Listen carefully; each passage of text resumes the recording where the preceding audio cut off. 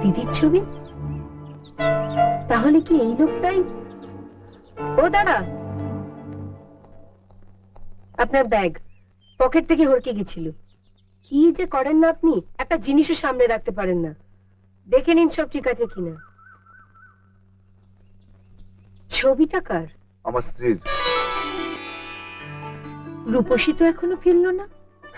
ও তুমি কিছু চিন্তা করো না দিদি, একবার যখন বেরিয়েছে তখন কিছু না কিছু একটা করে ফিরবে, খালি হাতে ফেরার মেয়েও নয়। দিদি, দিদি। রূপসী, তুমি জেলে গিয়েছিলে? কি বললো তোমার দাদু?